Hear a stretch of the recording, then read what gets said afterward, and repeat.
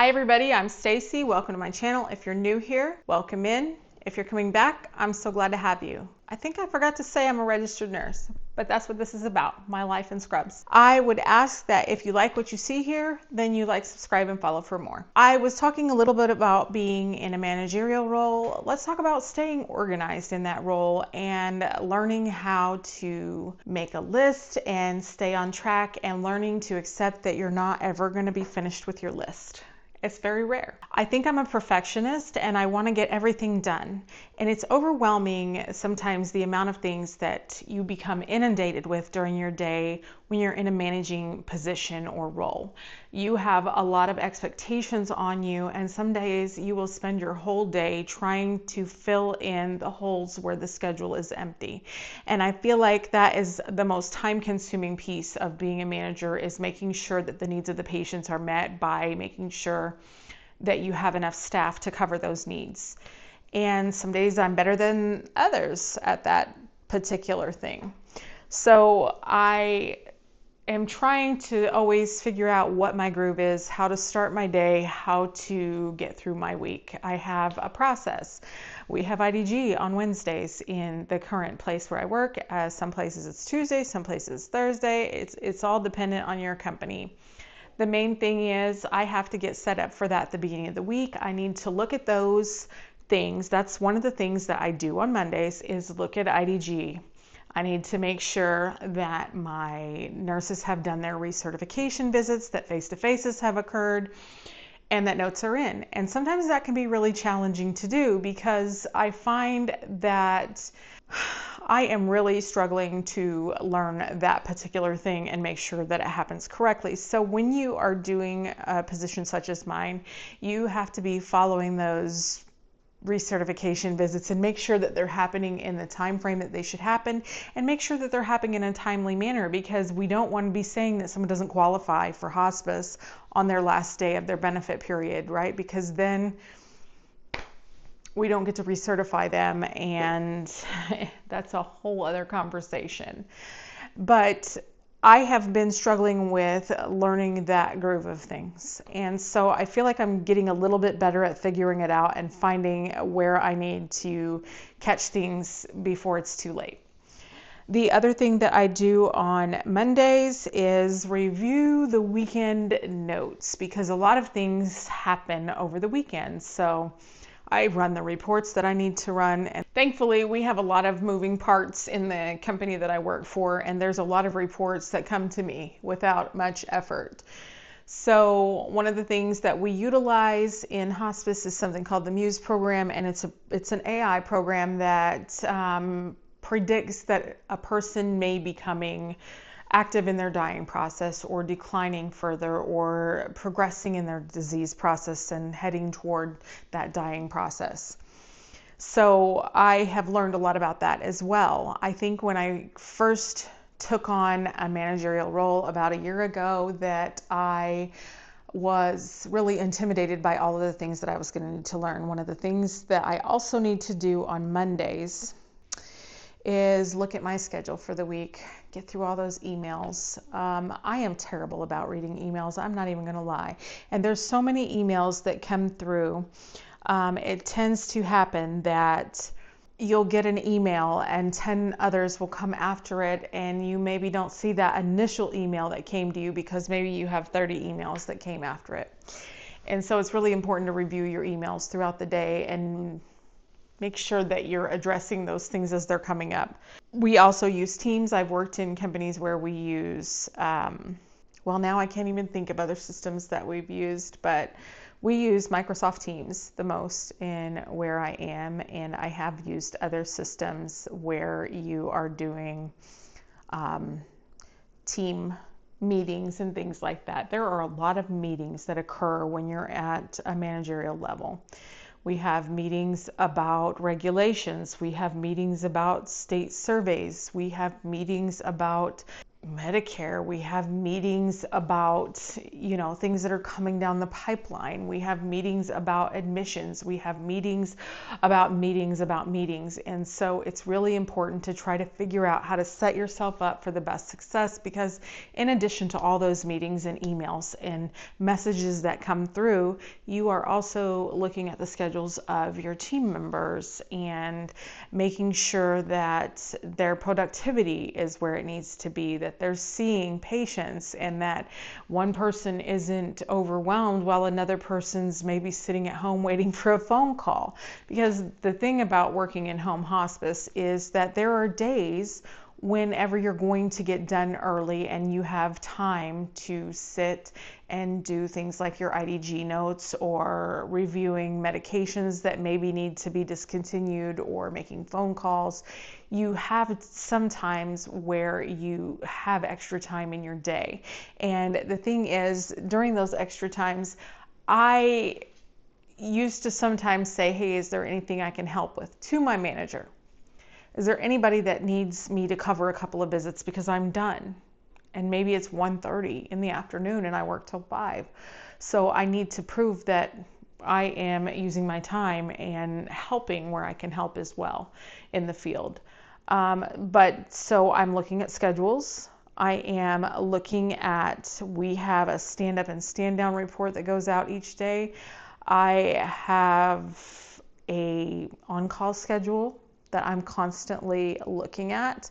That schedule is the schedule that I'm looking at the most, the on-call schedule, and the stand-up and stand-down report, where we give all the information to the staff that they can just kind of glance through it and see kind of what happened. There are spreadsheets, and I'm just going to be honest, before I stepped into this role, I just wasn't great at spreadsheets. It's not my favorite thing, and I probably still couldn't set up a spreadsheet on my own as good as the spreadsheet that I'm using, but I have learned how to copy paste and keep the margins as they are. And I think that that's an accomplishment for me, because I will tell you, in the 48 years that I have lived, I have struggled with those stupid spreadsheets and keeping them where they need to be and not wrecking them completely. So that's one thing that I've learned. And I am responsible for filling in the on-call calendar. And I will tell you, there are times when it goes week by week and times when I can put a whole month in. And those are the beautiful times. Even though it's time consuming, I love being able to put in a month's worth of those things.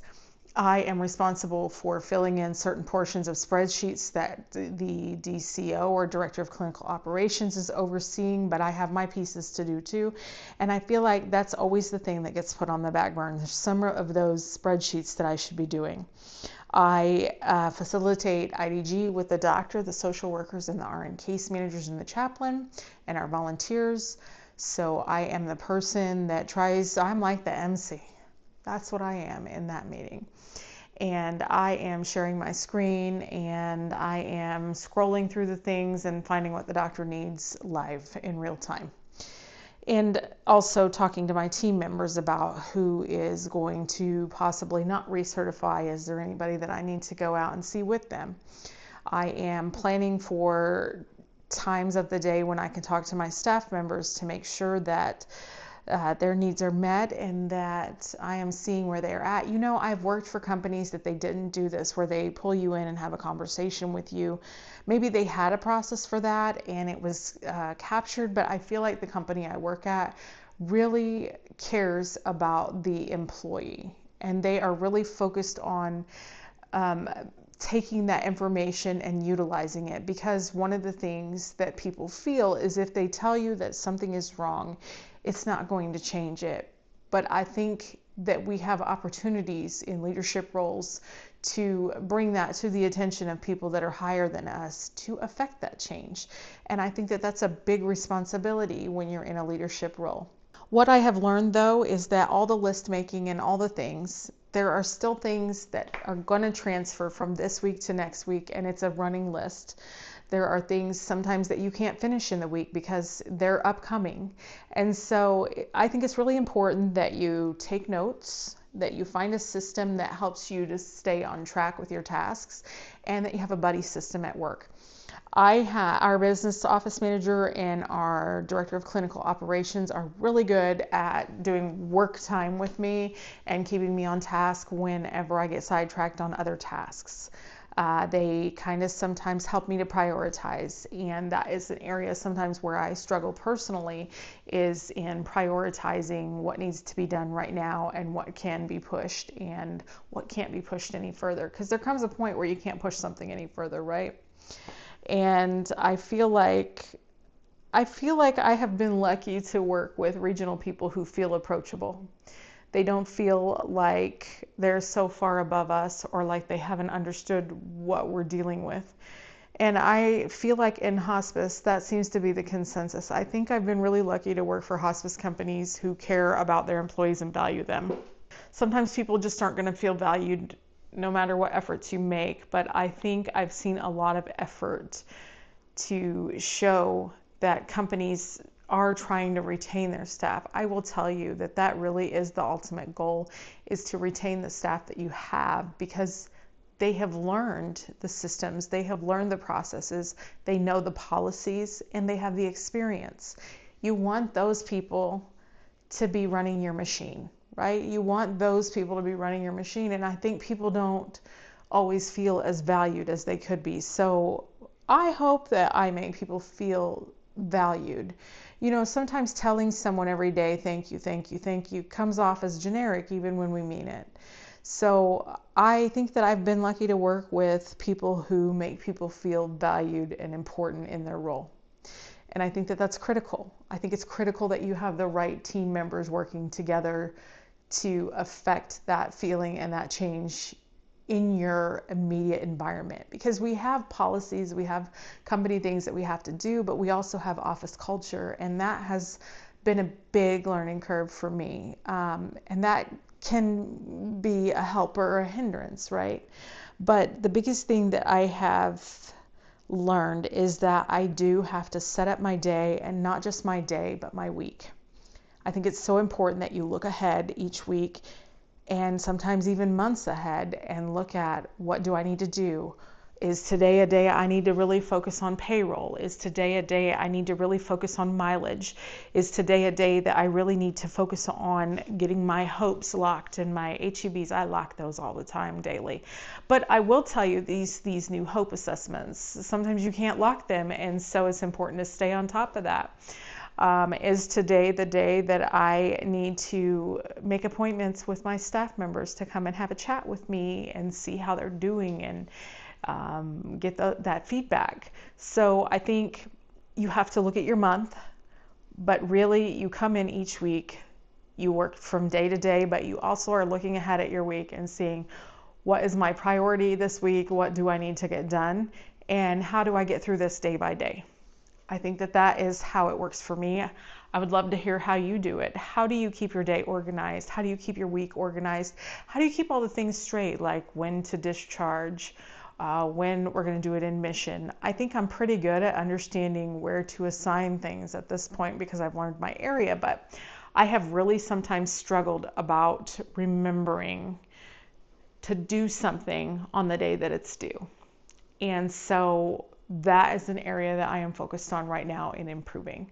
What are some things that you are great at? What are some things that you wish you could improve? I'd love to hear about it in the comments. I would love to hear your questions, comments, and opinions. Let's talk about them.